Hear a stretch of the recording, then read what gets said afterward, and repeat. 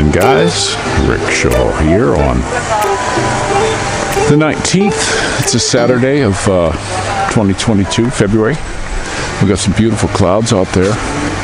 Very nice. A lot of guys are working today.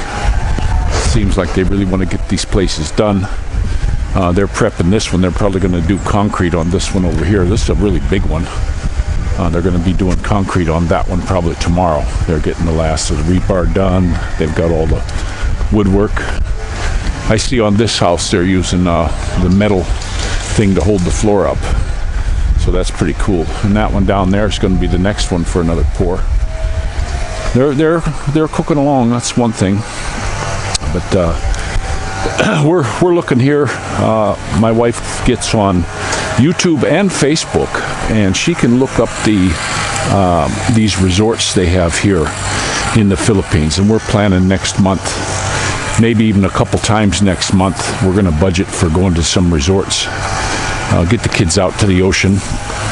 She's actually ran into a few of them that said, no, you have to have that thing, or you can't come because the IATF says so. And then, okay. Well, then we had a resort that we went to before, and they were saying no, there was no requirement or anything like that.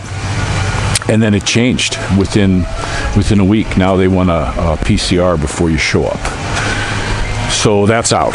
That's out for us because we're not playing that game. You know, the things are faulty. They've pulled the use on them already in the States and a lot of places. So, you know, I don't want to play that. It just seems to me, if you're fine, what do you want to get tested for? You know, it just seems ridiculous. Yeah, it's good to go in for a physical once a year and have them look you over, make sure there's nothing, catch anything early or anything like that. But this is ridiculous. They want, you know, these things done like what, daily, weekly? You know, come on. It's getting a little bit old. I wish they'd open up. We used to go to, before all this started, a couple of years ago, we were going to resorts every week. You know, I would usually work the weekends and work long hours on them, and then I'd get a couple days through the week where I was off. And we'd get the schooling done with the kids. They were in a private school we had them in then. And their school was usually done at noon, and then we would take off. We would take off and then usually stay overnight. We went to one place we really liked. It was in Laguna. Can't remember the name of it. Faye remembers the name, but it had a big mountain where hot water came, and water came down through a big pipe. So this swimming pool was constantly getting new water pumped into it and out the other end, and it was warm water. You jump in the pool, it was like, whoa, you know, very cool. And nice little cabanas, not too expensive, you know. Some of them, you got to watch the prices. We never were one on spending big bucks on this stuff. We used to go down to Matabunkai, and we would stay there for, you know, about $30. We could get a place for $30, and they cooked you something to eat. But there's other ones where they do about the same thing. They cook you something to eat, and it's $80. You know, there's their 4,000 pesos, and that's what we're seeing now. And we used to like to go to Matabunkai. The only thing with that one was the sand was brown, and if you can't walk on it. You got to have your slippers on to walk down to the ocean. It's just too dang hot when the sun's out. If it's a hazy, cloudy day, it's not too bad. But that was one we liked. It was a mom and pop one that we went to. We went to another one in Matabunkai one time, and it was a bigger one. And my wife said, "Oh, we should try it." And I mean, yeah, let's try it. Let's try it out. So we went down there. And we got our cabana, like up on the second floor. But the problem was they had their own water tank. And the kids, instead of going in the ocean and playing, they just ran out all the water in the water tank. So by it was 2 o'clock in the afternoon, there was no water. And then they have to fill it up overnight again. And I was like, what? I asked the lady who was running it, why do you let them run it all out? I mean, you know, it just seemed odd to me. You know, they had a 12-position shower area that when you came out of off the beach, you got sand, you could wash all the sand off and all that. But why did they let the kids just stand in there all day until the water was gone. And it was a big tank. I'm not kidding you. It was as big as that water tank over there. That, by the way, is empty again. My wife wanted to do laundry in the machine. And I was like, okay. And she said, dog wants to chase the motorcycle. But she's like, why don't you run up and get your shower first? Because I came down, I wanted to do a vlog, and we were doing tutoring with the kids and stuff like that. And I turned the water on, nothing. We got nothing again. So, it's not, I don't think it's ever going to change here. And I do believe it's just going to get worse. They're chopping all the grass around the house, and every time they do that, we get a lot of mosquitoes in the place. I'm glad they're doing that up. I hope they clean the garbage out of here. They promised to this week. It's already Saturday, nothing. Who knows? I think a lot of this place, they just like to talk. They talk about what they're going to do, and then they get back to the office and you probably just laugh. And that's what I seem to get. And that's a shame, because it would be so nice to, if they would just run a tight ship here. That's the way it goes. We bought the damn place, so I guess we're stuck. But it's pretty good. I did have something in the news I saw this morning. I was looking at the news, and it's a lot of the same old stuff. And there's a lot of stuff on there I just bypassed through. But one of the things I saw here, and I put it up on my Telegram, and then I went to another news feed, and I saw it on another news feed.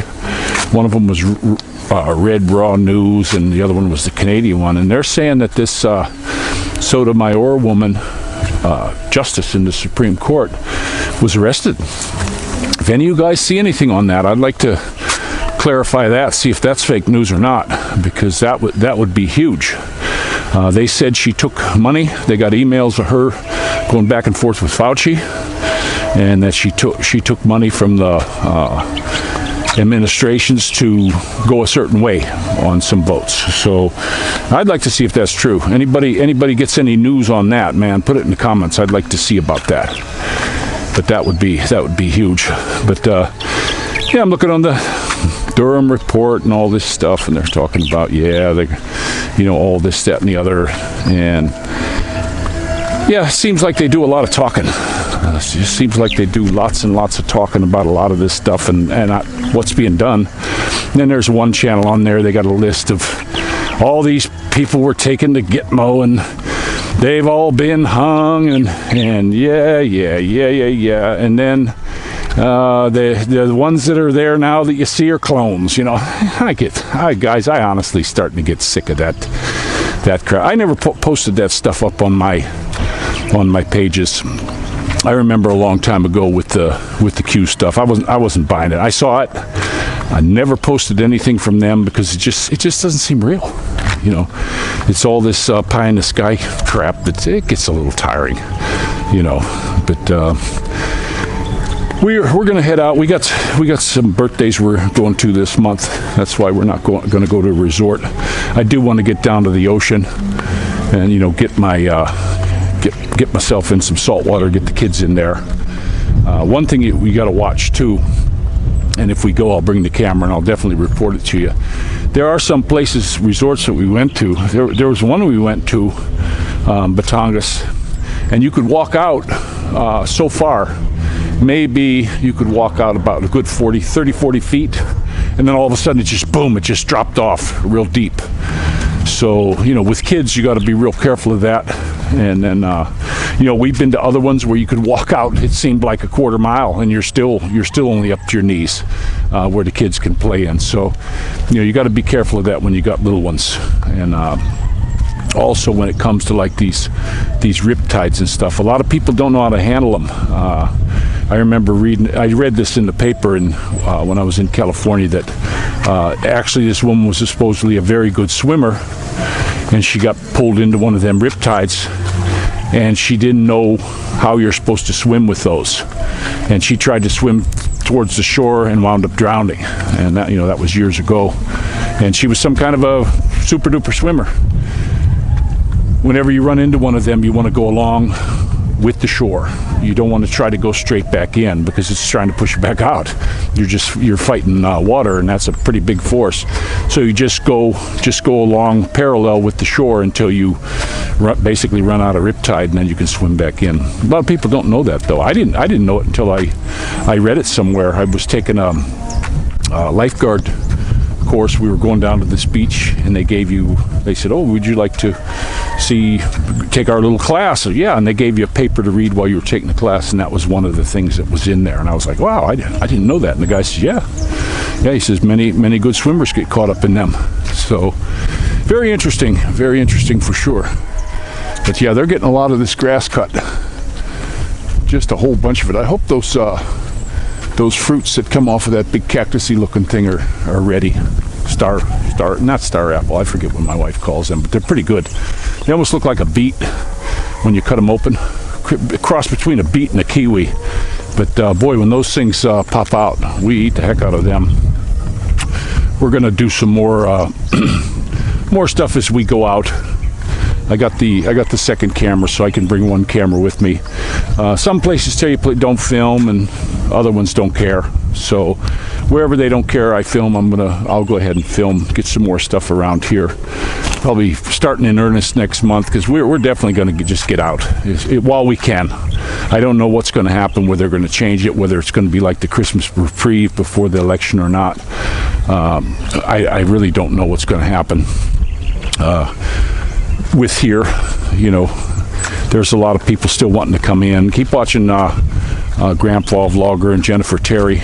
I just seen Sweden was okayed, where they added some more countries that could come in, and what jab pass card that they can use. I guess they're going to reciprocate. And we got a buddy from Sweden wants to come. He might be coming. I'm here in maybe March or something, and that would be. That'd be cool, but it's tough. It's just tough to get in here yet for a lot of folks, and with this insurance thing that they're requiring, don't know how that's going to work. You just don't know. You just don't know how it's going to pan out here. A lot of places are letting it go. I talked to some of my buddies in the States, and they say, oh well, we don't have to do this or we don't have to do that. But I did see. It depends on the area. I saw one up in Illinois where they basically were just screaming at this guy for not having a mask, and it's like, to me, that seems so odd. That people are so scared. They've been so fear-porned into this, and I was always told if there's any kind of a bug on something, not to rub your eyes. That's just what we were taught, even when I was in school. Don't keep your hands clean and don't touch your eyes, because that's the best way for stuff to get in and you to get sick. Not so much the breathing, but I don't know. I guess the masks, though, they keep people from coughing on you. But what I'm starting to notice, just from my limited stuff I can see from here, if somebody's a little bit under the weather, they're just staying home. They're not going out. It's not like years and years ago. Even if you weren't feeling well, you went to work, because why sit at home when you can go to work and you're going to feel the same, and at least you're making money. But some places are still pushing it. I saw a video on an older gentleman. He was in Illinois, somewhere outside of Chicago. And he was talking at a school board meeting, and he had his paperwork for medical exemption of wearing it. And boy, they were calling him every name in the book. And then they got their gulag guys, security guys, just to get out of here. So that was kind of, And everybody had their mask on there. But you see a lot of these bigwigs. They'll be sitting in front of a bunch of school children with all these kids got masks on sitting behind them, and they don't. And then you look at I watched that thing on the Super Bowl, and you see all these Hollywood elites and all these people, these green people, and they didn't have them on. And the funny thing is after that Super Bowl was over, they said there were like 144 private jets that headed out over the whole country. Yeah, that's green, boy, I'll tell you. You think they would have plane pooled. You know, they make us do it. It just seems odd. I don't really I never got into the Super Bowl or any of the sports like that. Who the heck won anyway? You know, all I saw was one snippet, and I don't know the uniforms anymore. Some dude was getting up there and he was crying, "It's the greatest thing ever happened to me." I was thinking, man, I don't think I'd get up there if I won a game and start bawling over it. You know, they make this Super Bowl like it's the greatest thing in the world, and then you find out they were trafficking. Hey, get out of there! That they're trying to, traffic kids there, and people are grabbing kids. There was a bunch of arrests on that. That seemed, boy, that was pretty odd, eye opener. But I don't know. But I don't know who won. I was never, like I say, I always liked to play sports and never watched. I got ruined when I was very young. We played a baseball game, and they said, if you win this regional, you guys are you're gonna get to go to a baseball game. And, oh, cool. Okay, I'd never been to a baseball game, and well, we won. We did really good, and we won, and we went to a Cleveland Indians game, and I think it was at Atlanta or something, and it was Gaylord Perry was on the mound, and he threw a no-hitter. I think it was a no-hitter or one-hitter, something like that. Boring. Oh man, that was the most boring game, and I was just sick of it. That's why I always like to watch the little kids' games, the football, pee-wee stuff, because, you're getting some scores going up. It's like soccer. I'd rather watch paint dry. Hey, we had a championship. It was 1-0. Yeah. You know what? You want to make soccer a little more interesting? Take the goalie out of there, or make it only be, I don't know what the heck you say, a different kind of goalie. Just, maybe a little guy or something like that. Something to make it interesting, get some scores up. But that really bored the heck out of me, that game. And you know what was really sad about it? It was a doubleheader. And I had to sit there all the way up until I think it finished out at close to midnight, because the one game went in extra. And man, I was like, I'm never going to one of these again. It was the most boring thing I ever saw. You want to make a baseball game exciting? Yeah, make the fields a little bit bigger, or use a softer ball so it can't go as far, and have a machine throw it right to them. Have it throw it right to them. Get a score up. I'd love to see a dang baseball game that was like 96 to 89. Get some excitement going on. But these announcers, they try to make it like it's so exciting when, hey, swing and a miss. Let's see a hit here. But sorry, that's just how I am with the sports. I did always like to play, and basketball was one I liked. Baseball, I pitched in baseball, and did pretty well. Played some football. Never liked it because some of the guys that were in the some of the guys that were playing that were just jerks. I didn't stick with that too long. I quarterbacked for a year and then did pretty good. I did okay. There was there was another quarterback on the team. That guy was really good, boy. But we did a funny thing. I could throw the football pretty long way, but I also had a sidearm snap. I could whip out real quick. So through the entire season, that's all I did. 10 yards at a time. It'd take us 20 minutes to get a touchdown. You know what I mean?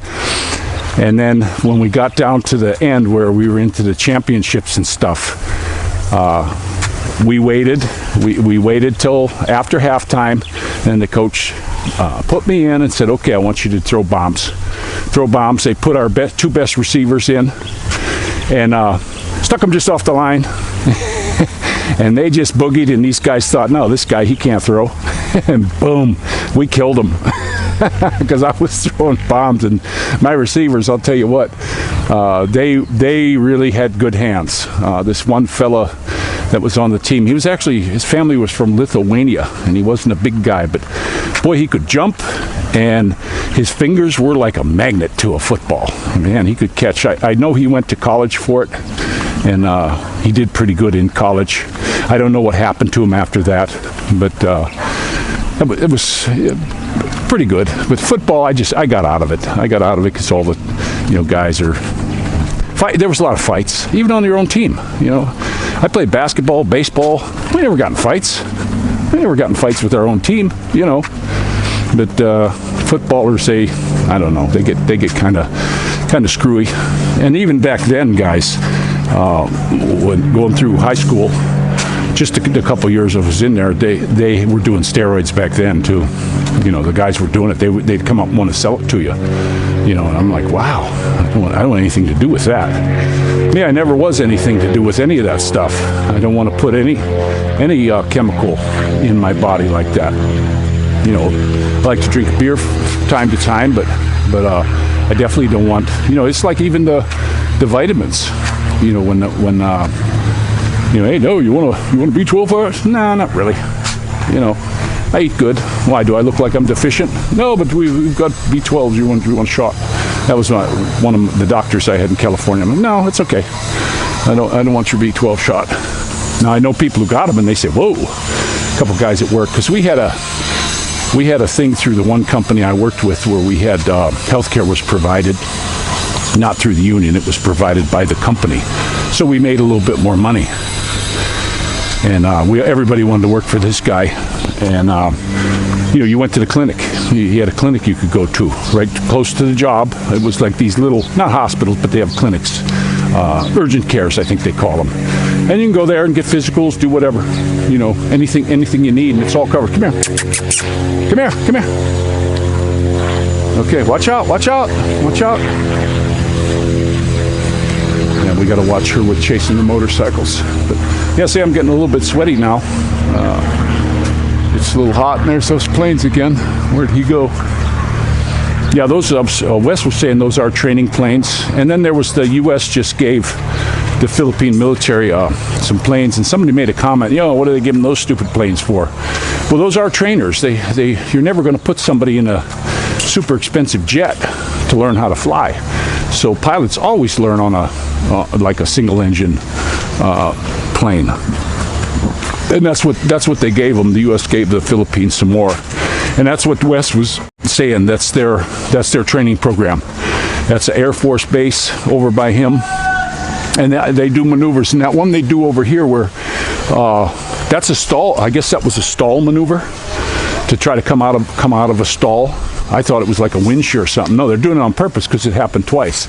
That's the trainer cutting power, because you wouldn't hear him. Then all of a sudden, you'd hear him really firing up that engine to try to get the thing going. So, but that's good. They're getting their training, and I see the Filipino pilots usually do pretty good. You don't hear of them really fighting anybody, and I don't ever see too many jets flying over. We were eating lunch one time over in Southwoods, and we saw a jet flying over, and it was trailed. I took a picture of it. You can't hardly see it. But it had two little tiny jets right shadowing it right there. So I don't know what jet that was and why the fighter jets were on him like that. Whether it was that was protection, the fighters were protecting somebody in the plane, or it was a plane that shouldn't be there. I don't know what that was about. And somebody else that was doing a vlog, I can't remember the guy's name, and he had the same thing. He said he had seen the same thing here. So I don't know. That had to be Filipino pilots, though. I wouldn't think there'd be any other country flying fighters over this land. Let's see here what we still got. They cut all the grass, but they didn't.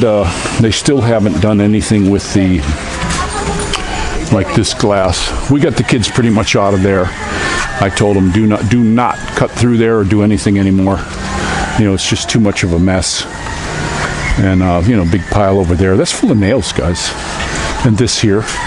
Now I know they reuse some of this stuff, but we got the kids trained up. Mumu, he took that big fall on that, and now he knows better. And I told him, hey, don't go in there. You step on a nail, buddy. And I took him over and showed him. I showed him a board that had like 3 nails sticking out of it, right off the path. And he's, oh, and I said, yeah, you step on that or fall on that, buddy, you're hurting. So he's staying pretty much on the street. I went for a big hike earlier. Just to get out in the beautiful sun, because it's getting a little cloud cover. And we pick up nails. I mean there's nails, bent nails, all kinds of nails around here. My neighbor over here, he's gotten some flat tires. I got two in the I plugged the tire, and then I plugged the back tire on the passenger side. And then when I came out, I'm looking at the tire thinking, well, that ain't right. And I had just filled it up to 32 because we were getting on the highway, and when I checked the pressure, it was already down to like 24. So I got a real nice floor jack, so I popped it up and spun it around, and guess what? It had 2 nails in that tire. So that front right tire's got 2 plugs. Back tire passenger got 2 plugs. I would like to replace. I was planning on. I budgeted to replace the tires this coming month. In March, because we have our service in March, our 6-month service, and I was planning on just going to the dealership and say, hey, slap me some new baloney skins on there. But I'm to the point now where I'm going to wait. I'm just going to have to wait and just take it easy driving. They are getting a little bit slippery, these tires. They're hardened. They're not so good anymore. And that's safety of the vehicle. And I notice when we take off, if we're on slight hills or something, the tire will spin a little bit. And I ain't hammering the thing or nothing, but I hate to go get new tires again just to get them full of nails, And I ordered a magnet. Hasn't come yet. I had a magnet over at the other place, and I want to get a magnet and just sort of drag it around. It's a lot easier at nighttime here with a flashlight. The kids and I go walking every night. And it's mainly just right here. We don't see too many up at the other section, but we go around with the flashlight, and we pick up as many as we can get, And I just I don't blame them or anything like that. It's construction workers. I know a lot of the nails got in the road because we had that huge windstorm, and all of this debris that was laying there, which the Meterland isn't, they say they're funding somebody to clean this up, but apparently they're paying for nothing. And what happened was a lot of this stuff blew off into the street. It was a heck of a windstorm. And so what happened was the guys, before they started working, they all just came and threw it back in the pile over here, but a lot of nails got left. And, like I say, we're not the only ones getting flats. So that's the way she goes. But they are getting a lot of these places done. Like I said earlier, that one over there, they're getting ready to pour the floor, and that's a nice big one. They'll probably be pouring that floor tomorrow. I don't see the mixer yet, but this one we don't know what happened. Those people, I heard there was a turnover, unless something happened wrong. I don't know when they're going to come. Nice folks. That house is moving along. That big one there, they got her under roof now. Not the sheets aren't on or anything yet, but they're moving along. I mean, they're moving along. Pretty soon there'll be one in here. Now this one, I talked to the head dude that handles this and plan the lots and all that. And this is a much bigger lot. But what's going to happen is he said the house that's going to go in here is exactly like mine, and he said it's going to be tight up against this wall. So basically we'll be walking, it's going to be their firewall. It's going to be basically what we're going to have right there is this, which to me is okay. That's going to be okay with me, because what we want to do, what our plan is, I don't know if we're going to do it with concrete, probably in the back. Let's go back here and I'll show you. I want to come back over here,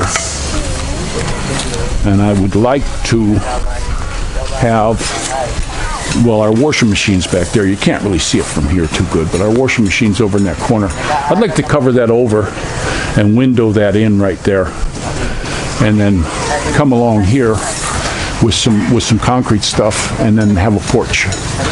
You know, have it like a porch there where I can put the water tank, and then have a little porch that comes right around here. And it would be nice if it connected up to that one. And then for the front, I don't think I want to make this porch any bigger, because we actually don't really use it.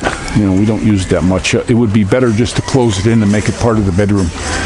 And then here we want to just do an awning, you know, like a metal roof awning.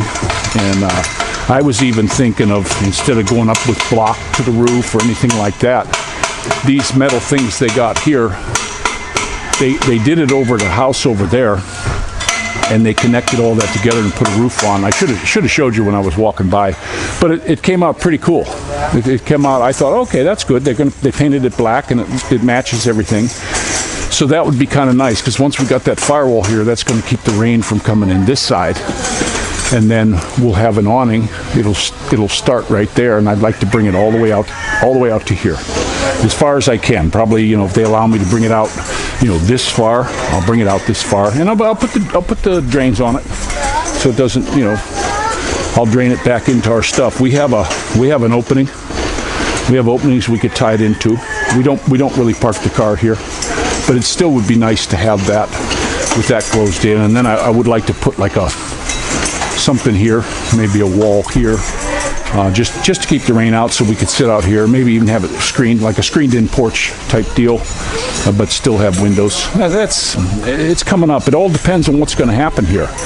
You know, it really, for me, the most frustrating thing is we're in limbo. We are in limbo here, because who knows what's going to happen. You know, this has been going on. The flu been going on for 2 years. You know, and different places got different rules.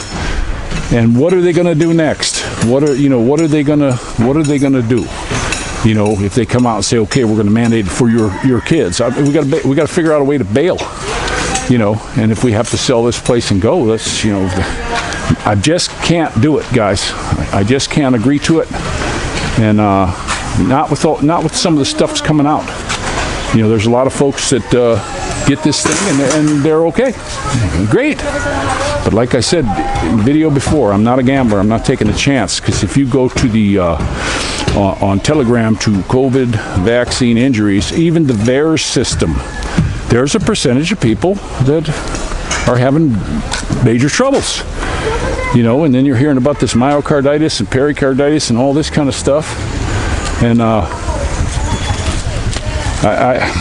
don't want to chance it. You know, I'd rather take the chance on the immune system that our good Lord gave us. You know what I mean? We eat a lot of fresh fruits on a regular basis. We try to keep as much away from garbage as we can. You know, we do eat some stuff every now and again, like we're going to make cupcakes today, my little Dorothy. But you know, it's mainly fresh fruits and vegetables. I mean, we have carrots in the fridge. We'll just scrape them and slice them up, and we just eat them raw, just like when I was a kid. And we like potatoes. Dorothy loves them. Kids like potatoes. We had some beans yesterday. We like the chicken. We just got a guy, our gas guy. We got some propane. I seen the tank was empty. We're not out or anything, but one of the tanks was empty, so we called him up, and he sells the chickens, and they're same prices in the store, but he said they're these local chickens, and you know, I wanted to see one, and he says I'll even give you a better deal than $190. We paid $192 at the store for the chickens last time, and they were like 1.2 kilo, and he says all his, that's about what they weigh, about 1.2 kilo, you know, within so many kilos of that. And I says, okay, cool. And they're not laying hens. He goes, no, you know, they're bred for eating, and we want to try one from him. But we always like the whole chicken. We buy 10 of them a month. That's pretty much on our, just something that's a month by month thing, because everybody here likes chicken, and I like to take the chicken and I stick a big yellow onion inside of it, clean it up, put a little salt in there, put a big onion in there, and then we roast it in our turbo cooker. and usually about an hour. And after half an hour, I'll flip it, and we do it at 175C, and for an hour. Sometimes my wife will give it a, she'll say, I don't know yet, and she'll give it another 10 minutes or so, but never more than what would that be, 70 minutes or so, and they're pretty much done. And that's just something we like. We scarf up one. We eat it all gone, and then she'll cut them up too. She'll make the chicken adobo sometimes, or like the other day she fried one. She took a chicken and chopped it up, and she fried it in the ghee. And check out Sean's channel on the ghee. I think he's going to get the hang of it. We use that pretty much for everything frying. I don't like to use any of the oil. I keep the olive oil in here because I do like to pour some olive oil on a steak. We're fixing to have a steak. We got some really nice porterhouse at S&R, and boy, they just looked really good, and they seem pretty tender. So what I did was I salted them with some Himalayan salt, and they've been sitting in the refrigerator a couple days down in the bottom where it's not as cold. And I'm going to let them go, and we might have those tonight because we do like, the kids like to have that steak. And I don't know what happened with my broiler. I can't find the book, and I don't know how to turn it on, but the best way to have a steak is in the broiler. I don't care if it messes up the oven. I learned a trick whenever I broil. When you're done eating your steak and you're cleaning up your dishes, go into the broiler and clean it off. Clean everything off every time you use it, and you won't have a mess. I went over to a buddy's one time, and he was throwing out a stove. We had given him the stove, and it was a good stove. It was I don't remember the brand. Maybe it was from Sears. I know that. And we had it for a while, but when I remodeled the house, I wanted to get a bigger one. I bought a Wolf, and so we gave it to him. And about a year later, I went over to visit him, and he had it out in the dump. It was the big garbage day pickup. And I was like, oh, what's going on there? They had just never, they used it and never cleaned it. And then, man, it was like, it was like granite on the inside of that thing. And I says, hey, instead of throwing it out, it still works, right? He goes, yeah. I says, you could take these panels out and go down to Sears and buy the panels. He's really? I said, yeah, those are nothing. And I showed him, they came right out. They were kind of stuck. And then he said, okay, I'm going to haul it back in. I was just getting ready to go to buy a new one.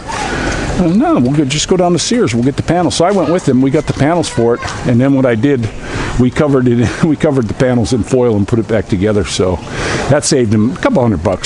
Stoves aren't too expensive. Here they're a little bit, seems like they're a little more, and finding a real good one was a heck of a search. And then when I found it, anything you see here, if you find it, you better grab it when you see it, because if you don't and you come back later, they may not have it, and you may not ever see it again. That happens a lot here. It's just part of being here. It's but like us, when we bought our fridge, they had a 13 cubic foot and our 15 cubic foot. And I said, I'm going to get the 15. My wife said, well, that's really big. I said, no, I'm going to get the 15. And we got it. Well, ever since then, I have not seen the 15 again. Every time I go past these stores, I take a look, because that's like a featured fridge, and you don't see it. You do not see you don't see the 15 cubic foot one, 15 and a half, whatever it is. You see just the 13. Maybe it wasn't selling too good, I don't know. But stuff like that, even Abbotsons don't have it. Sometimes if you go in and ask them, no, I didn't go in and ask. Sometimes you can go and ask, hey, do you have the 15 cubic foot? They might have it in another store up in Manila maybe, but I don't like to go there. And they'll send it down. They'll transfer stuff down. We went to get one when we were buying, I think it was the deep freezer, and they said, no, we just have the floor model. I said, oh, I don't care, I'll take that. And he goes, no, it's damaged. It was damaged in the back. They got to get it repaired. And okay, so it's just for display. Got the fins in the back got damaged. So he said, but we don't have one now. And I said, he says, but they have one over in Binion, at our store in Binion. I said, okay, well, we're going to run over and get it. No, we'll have it delivered. No charge. So that was cool. So they brought it over all the way from there, and we just left it boxed up. It was on sale. And somebody was asking me about this little Fuji Denso deep freezer. It is really a good little deep freezer. You know, it's got the little glass things on the top, so that when you open it up, you're not letting it's got the slider glass things. It does a good job of freezing. And the other thing I like about it, you can use it as a refrigerator. If your refrigerator's full and you want to put stuff in the fridge, you can turn it to the setting for refrigeration, and it won't freeze anything. You know, like if you want to put beer or pop or whatever in there, it's a dandy. And you know, something when we were running it, when she was doing the store, our electric bill really didn't, you know, it really didn't go up. It went up more since we stopped using it because we had a rate hike here. But it's pretty good. We're gonna definitely fill her up again when I do my big shopping next time. I wanna fill it. We're also looking to get a small generator. I forgot to show you. I do have a place, and I did this in a place I lived before, and this works out really good. Now, coming from the meter, right behind the door there, I don't know if you can see it, but it's like right there. I got a box there. I have a box, and I told them to leave me a good loop of wire, and before they covered it over, there's a pretty good loop of wire in there. There's probably good 10 inches, 12 inches. So I'll just split that, and then I'll run it into a double pole, double throw switch, you know. And they have them here. I haven't bought one yet, but they have them here. And then what I was planning on doing is I'll hook the top part into a quick connectors for a generator, and then when our power goes out, then I'll just do it manually. Instead of an auto transfer switch, I'll just manually switch it over. Sometimes when the power comes back on here, it'll come on and then go off again, and come on and go off again. So I would rather just have the generator run, you know, and we don't need to run a whole lot. Have it not all of the breakers on, you know, not everything. Maybe just have it go to the TV plug. That plug only does a few things in the house. I traced a lot of the circuits where they're going. They never did give me a plan of the circuits. The electrician just wouldn't do it. The meter man wouldn't do it. So what I did is I turned off everything and went around with my little tester that tells you if there's voltage, and I just tapped every receptacle in the whole house and light to see what I had.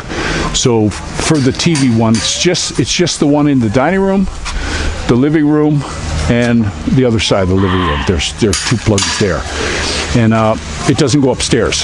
I had thought it went upstairs, but it doesn't. All the ones that go upstairs go straight up from the panel, and that's like the upstairs is separate. So we would just there's nothing that we really run upstairs other than lights, so that could be on.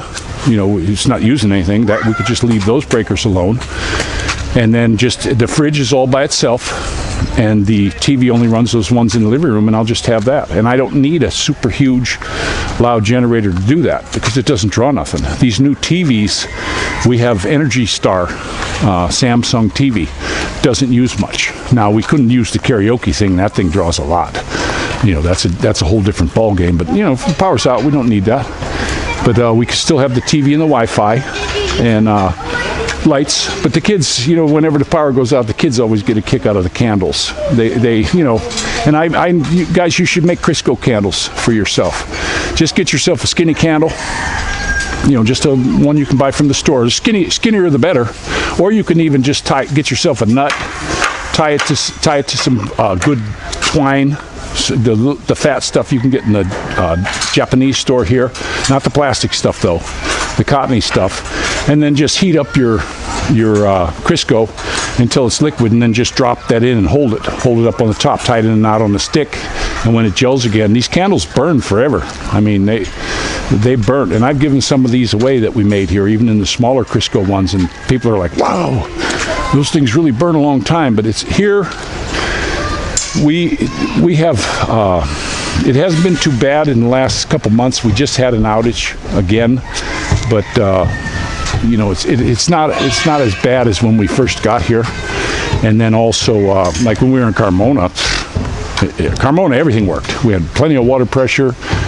We had stuff, plenty of electricity. We really didn't have an outage. We did have an outage when there was a car accident, hit a big pole, and our power was out for a while. That was it. So the thoughts of a generator there were like, what for? But here, yeah, if you come up to this area, Lipa area, they have these scheduled. They'll tell you a week before, yeah, we're shutting the power off. Now the last one, they said, we're going to shut the power off from 6 till 6. It's like, okay, all right. And then they didn't shut it off. And we were like, oh, cool. So the next week, though, the power went off. And it went off at 7 in the morning till about 5:30, 5:45, I think it was. So that one didn't get any warning. Somebody maybe messed up on the paper they were filling out to send out to everybody. But they do that. The grid, I don't think the grid can handle it, so that's how they always shed power. They'll shut off certain areas at a time. I remember in California when we would do the big rolling ones where it would shut off sections. Not for long, but it would shut off sections for 10 minutes maybe. And then as soon as that one came back up, then they'd shut another one off. And they just do that. They would just do it in a patchwork and keep doing it to shed some of the load. People don't realize when it gets real hot, the resistance goes up. And when you're talking, these, like in California, that's 166 on those high tensions. It's all 34K here. You can always tell when you're looking at these, you can tell by the insulators, about how high the voltage is. Somebody said, you can't do that, baloney. I'm an electrician. Yeah, well, I don't know. I look at them, and here there's not many insulators on the 34,000K, and that's what Meralco sends through the country. But if you go out to California where it's 166, my goodness, those insulators are 12 feet long. A whole bunch of them in there. You don't play with that stuff. But I'm going to let you go. Kind of running a little bit long. I don't know when we're going to start doing it. I think when they start tearing those houses down, we're going to have to really button the house up and just use air conditioning if it starts getting too hot, because right now we feel like Tropical Tim when he was living in Tondo, how much dirt and grit. I remember going out on his porch, it was all full of grit and dust, and we're getting that now big time. The house is just, you dust it and the next day it's covered in dust again. We just dusted that whole thing by the TV and it's just covered in it again. And it's just, we're in a construction site. That's just the way it's going to be. But I do believe when they start doing these ones around us, when they do those two in the back and then the ones beside, it's going to be a nightmare here for dust. So it probably is good we had the air conditioners up there, so we may use them. I don't know. Even if the house is closed up, it never seems to get that cold. And also, I think what we could do is open everything up at night, and then as soon as the morning comes when they start working, just close everything back up, and that might work. Just leave the house closed. I did that out in California. That house out there, that was another house. I never used the air conditioner ever. One time, I had a friend come over that was in very poor health, breathing problems and stuff like that, and so we put the air on for that, and it was a Thanksgiving thing, and I was doing a lot of cooking, so that was cool. But the rest of the time, what I did on that big house, it was a stucco house, pretty big, 3,800 square feet, and at nighttime, I'd open up, crack all the windows, keep the garage door cracked a little bit, and the kitchen door open. I had really good security screen doors on that whole house, and then let the cold air come in, because you get up in the morning, sometimes it would be frozen. The water would be frozen outside in the street. And then when I get ready for work at about, whether I was leaving at 3 or 4, whatever time I was leaving, depending on where I was going, then I close the entire house up, just close it. And when I would get home sometimes 4 or 5 o'clock in the evening, it was like walking into air conditioning. That house just sealed up and stayed cool. And you just got to learn the trick of don't open it. And my neighbors would complain, $700, $800 air conditioner bills, and I'm like, you run the air conditioner all the time. You got to open up the windows and use the cold you got. Because the desert up there in California, that it gets cold. I had a guy one time. He worked up close to where I lived, and he was a motorbiker like me. And when I would leave before I got on the highway, I was always taking real care. Going easy, watching where I was going. And he had a 1000 BMW. super bike, and it was definitely it was a very, very cool machine. Expensive, but it was cool. He let me ride it one time. What a nice bike. And but he come flying past me. He just vroom. He fly past me to get on the freeway, and he went to make the turn. It was a big sweeping turn. You could take it at speed. You know, you didn't have to really slow down. And then it went up a hill to get to the highway, and he hit ice. And that beautiful, beautiful bike of his, I think he said it cost him about $5,000 to fix everything. You know, I was like, damn. But you got to watch out up there. You have to watch out with the ice. Here it doesn't get that cold at night. It definitely gets cooler. But one thing you're going to find out about this country, it's not like the States in summer. I remember in the Midwest, it was still light at 9 o'clock. The buildings never got a chance to cool down, all this brick. But in this country, what happens is it gets light at 6 and it gets dark at 6 year-round, guys. It may have changed by 15 minutes either way, maybe 20 minutes like that, but it's pretty much you get 12 hours of daylight year-round here. We're close to the equator, and so you get a lot of time for it to cool. You know, people get off of work. 6, 7, 8 o'clock, it's dark, guys. The street lights are on. So the houses, everything cools down quick here. It's, you know, this is one place where I have to honestly say, for me, the temperature's just perfect. This area is a little bit cooler than I like, but the Philippines has just a great temperate climate. It's fantastic, especially if you've got back troubles. We do get a lot of storms, but a lot of places get a lot of storms, and we've been pretty lucky. This place right here, we were talking about it. I would like to get some sort of a shutter system put on here. I'm sure we could get something built, and so that we could shutter. Now the back window where my daughter's bedroom is, we could just make a hinged doors that we could open up, slide the windows open and close that. And I would like to have that. Maybe something like that there, bifold doors for there that we could close up.